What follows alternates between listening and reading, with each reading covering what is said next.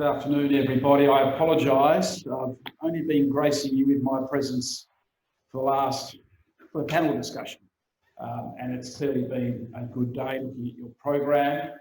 Can I acknowledge the Noongar people? Can I acknowledge the organisers today, all the Aboriginal people who are in this room? Thank you for the opportunity at the end of the day, and again, my apologies for my tardy arrival time. It's been one of those weeks. Can I thank Glenn Collard, who I understand gave the welcome to country earlier today as well.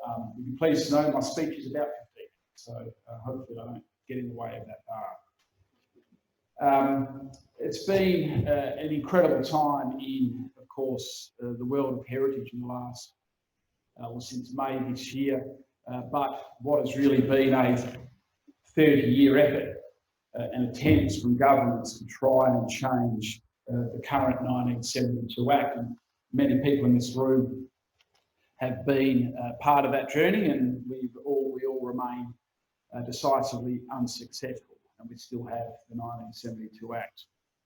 You've heard from Ben Harvey, I think, earlier on today from the Department of Planning, who outlined the specific architecture of the proposed Aboriginal Cultural Heritage Bill. In light of the fact that many of you, if not all of you, have been part of that journey over the last 2.5 years, I don't intend to talk about the details of each section or clause of the bill in the few minutes that I have, but I want to stress that this is an opportunity for what I think to be monumental reform about the way that Aboriginal cultural heritage is to be protected in Western Australia. One could say that the bill represents a creative, co-designed piece of lawmaking by traditional owners and land users, of course, in particular of the mining industry, but also one of the main users of the current flawed Section 18 processes, layers of government, local government, state government, utilities, main roads, who use the Section 18 process perhaps more than the mining sector does. And I'm not just referring to the last 30 months of extensive consultations which have produced this draft bill. That has been an extraordinary process in itself, a consultation paper, a discussion paper, thousands of hours of discussions between government officials and stakeholders, and hundreds of written submissions. There's been no other reform initiative undertaken by the McGowan government that has been subject to such extensive stakeholder consultation. But that is only a fraction of the process. This bill has emerged from more than 20 years of relationship building and agreement making between native title holders, the resource sector, governments and others. Indeed, a quick search shows attempts to update the state's heritage laws as far back as 1992, showing perpetual media statements from Judith Watson, Kevin Prince, Peter Collier, failing at that point, and when they fail, inevitably the media statement concludes, usually months thereafter, that they will undertake, and I quote, further consultation. The status quo is a tough beast to move, a tough beast to move. Agreement making has been the striking achievement of the Native Title Act. I know there has been some reflections today on the adequacy of the native title system, but the native title system is a 1993 Act, it's here. PBCs are here, native title has been recognised. And native title is really a Western Australian and Queensland story. It's very much a Western Australian story. Over 90% of exclusive possession native title in Australia is in Western Australia. It is very much a Western Australian story. And while where there was once a relationship of utter distrust and hostility between traditional owners and miners, the recognition of native title now demands dialogue and agreements about how Aboriginal country is impacted by development and about the benefits to traditional owners if there is to be development on their country. It is these agreements that have provided alternative heritage management regimes that have, in effect, replaced the inadequacies of the 1972 Act, but in the end, they do not have the force of law. And as such, the draft bill seeks to align Western Australia's Aboriginal cultural heritage protection system with the native title system. Fundamentally, this legislative reform empowers Aboriginal people to define and assert the significance of cultural heritage, And with that authority, Aboriginal people will be empowered through their organisations, primarily through native title organisations, but not always, to negotiate agreements with miners and other land users. With that broad overview, I want to make 3 critical points. Firstly, the area of Aboriginal cultural heritage is the most difficult area of public policy and law to reach a broad consensus. And if we don't have broad agreement about protecting places of cultural significance to Aboriginal people, we will continue a situation of conflict and an inadequate heritage protection regime. As I just said, the status quo is a powerful force. In my view, the bill has found broad consensus between traditional owners and the mining industry and layers of government and other private land users, and also, I think, between the various political parties in the parliament. I believe that a law and a regime that protects Aboriginal cultural heritage should not be owned by one side of politics. Aboriginal protection law must have the long-term certainty that is grounded in community and political consensus. We can't have a regime that is subject to a 4-year political debate.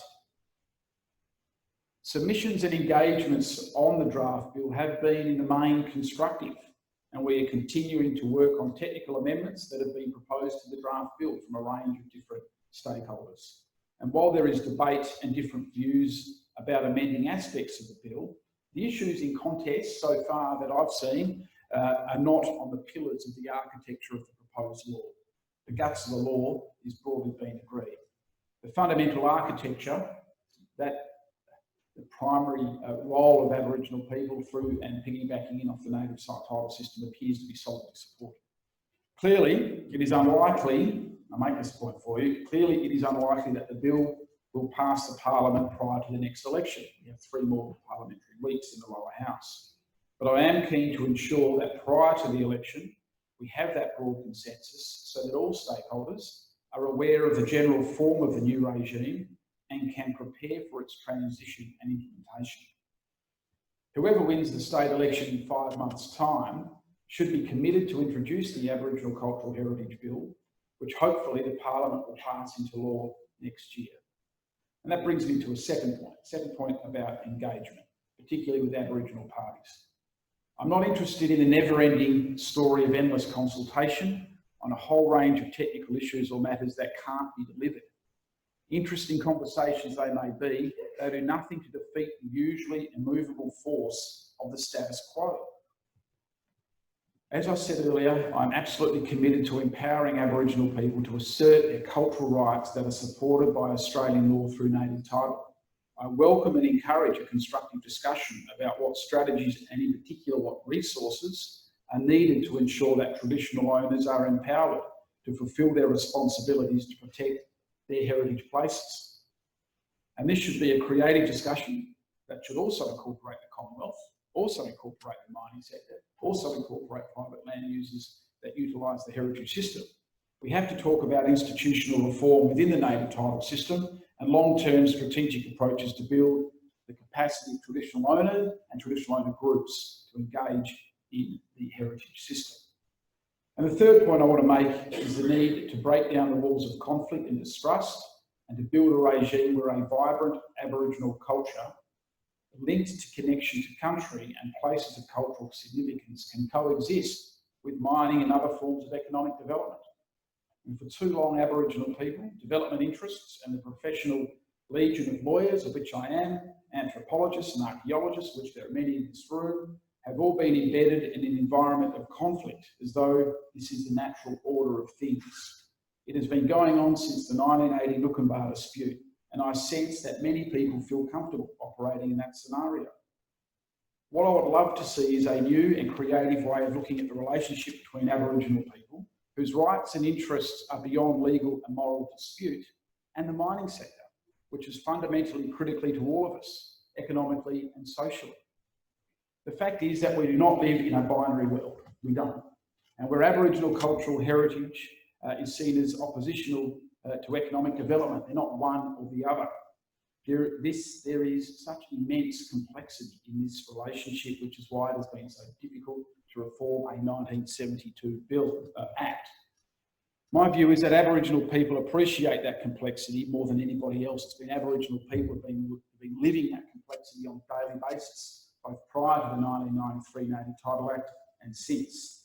And that is why this bill focuses on agreement making as its overarching characteristic and backing those agreements with the force of state law. Agreements are the most effective means of managing this complexity, of protecting places of cultural significance and securing economic benefit on Aboriginal people's country. An agreement should be supported by the legal architecture of the heritage system, and that is the intent of the bill, to elevate the Aboriginal voice in the agreements, to back them in when an agreement is made, and to ensure that the government of the day has the powers that it needs to intervene, to save, to preserve, to declare sites of significance. And finally, I make this point. After what has been nearly 30 years of attempts, I believe the bill is something that can find the support of the Parliament and the broader community, including, hopefully, the heritage community. To a certain extent, a new regime is in the hands of you in this room. Some will support, some will want amendments, and some will oppose. Some will find a middle ground and simply demand more consultation. But there is a state, national and international interest on us now, more than any other time, I think, in the last 20 or 30 years. And I don't want us, including you in this room, to miss this opportunity. You all have the opportunity to assist in this new regime, and be aware that your role is just as important as mine. The question you all have to ask yourselves is whether you want to continue with the 1972 Act or you want to create a new regime.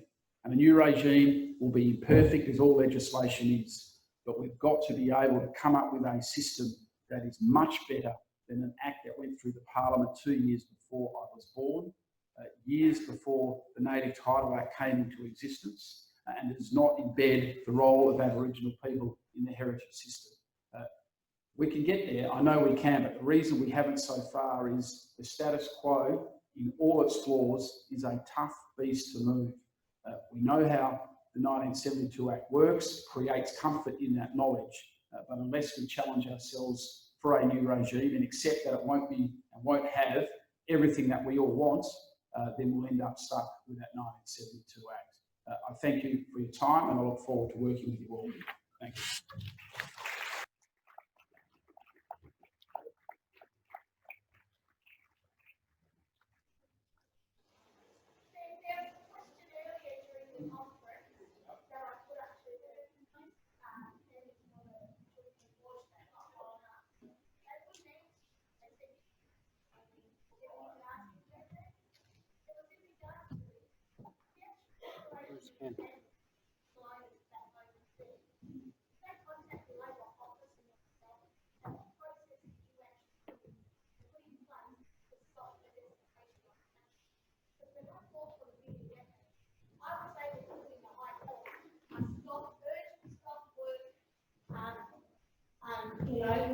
Employees that were supporting me. I was able to put that urgent stop work order through the High Court of Australia. Why didn't you do anything?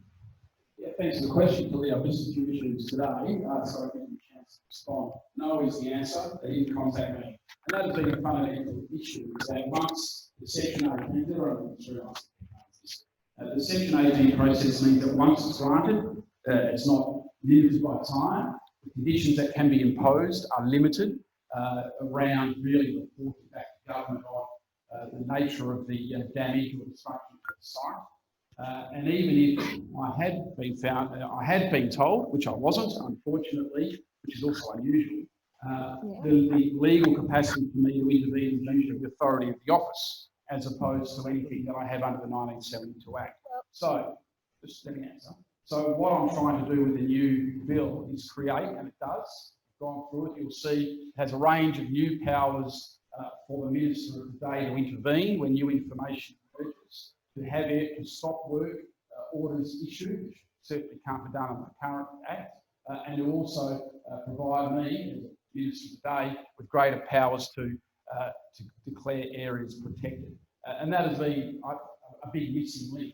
Every time I've been asked to intervene, I've got to tell you, on a weekly basis, an Aboriginal organisation will call me upset with the activities of not just mine, but government utility that will have a Section 18, usually years old, but it's really only the authority of the office calling and requesting work stop, etc.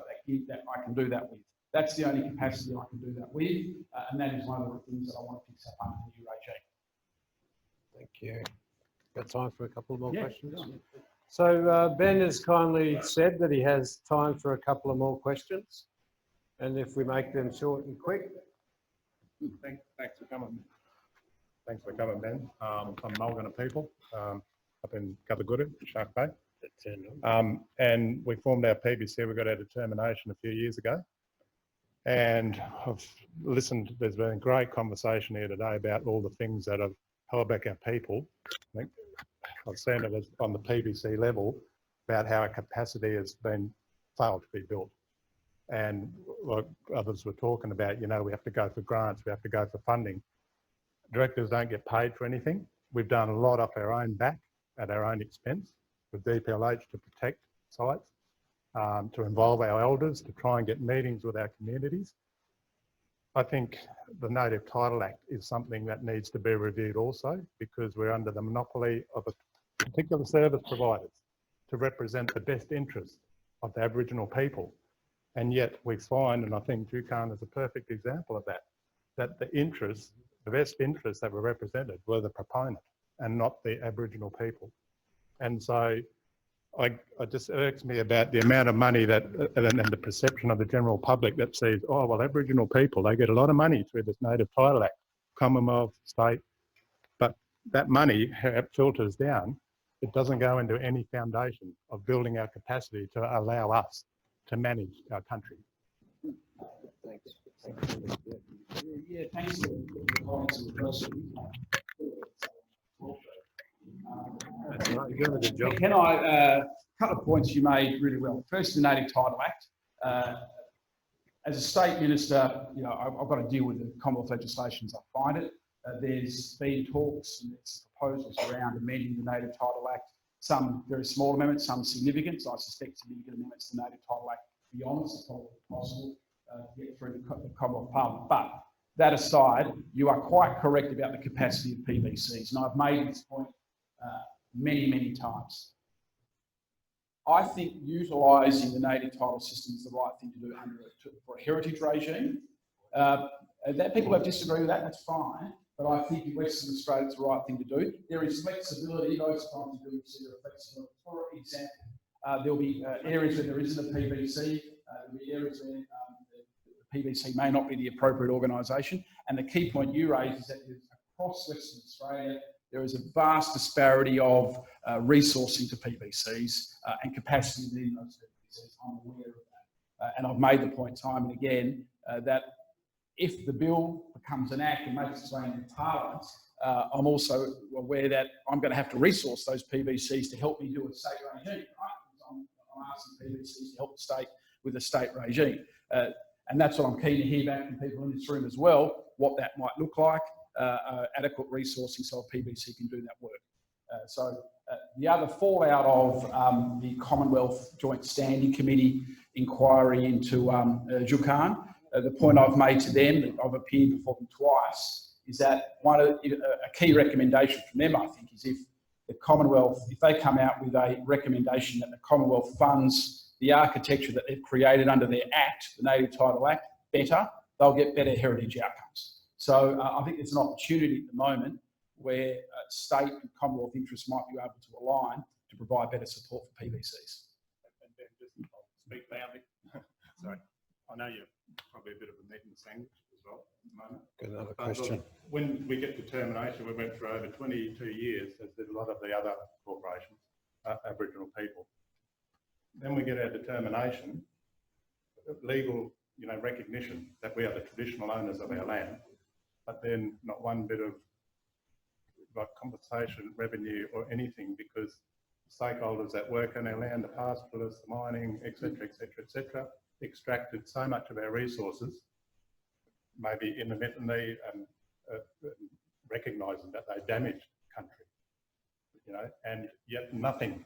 So we go through 20 years of that, and nothing comes, because we don't want handouts. We can operate under our own steam, you know. We involve our elders, we involve our people, we've got a good skill set of people.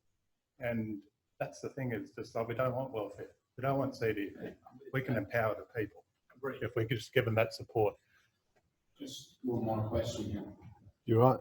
You want to respond to that? No need to. Yeah, mate, hold that for when. Thanks. Where the site is still intact, because it seems to me that these sites are still at risk. Yeah, good question. A lot of thinking went into that. So we haven't, the draft bill doesn't interfere in existing Section 18s. People won't like that, but that's, bearing in mind there are, over many years, there are Section 18s upon which other approvals have been given, investment decisions made, money's flowed, etc. I haven't sought to intervene into that. But what the bill does is, if during the transition period, it's probably going to be a 12-month to 18-month transition period from its passage to the new regime. Section 18 is issued under that will be time limited. At the moment, there's no capacity to expire a Section 18 after a period of time. Any Section 18 issued after the passage of that bill would then be time limited.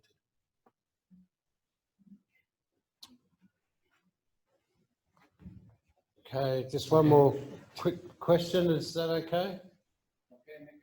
See that as one of our women elders, so I better hand it over. So I can be quick, love. Thanks. Yes, thank you. Ben, one thing that I am worried about is when Jerry Hayden's dear old mother was in charge of the New Land Council, we travelled everywhere from my country of Europe, and we all met at Narragansett, and we all got together. The whole, if we're supposed to be the Southwest Noongar Nation, well, that's how it should be. But since Swalps took over, we're divided, we're conquered, because 6 working parties are not allowed to talk to each other. And I think that's a disgrace. And I think we should get back to that and at least meet once or twice a year for the whole 6 nations to come together and not be separated anymore. And it might help you with your job of being better. Thank you. And I think once the native title agreement is finally concluded, that'll provide a lot of that opportunity, because you're right, it would help the government. Absolutely. So once it's resolved, hopefully by then there is a capacity for that to happen. But we wait on the High Court. Thank you. So I think that we all need to put our hands together because Ben has answered some questions.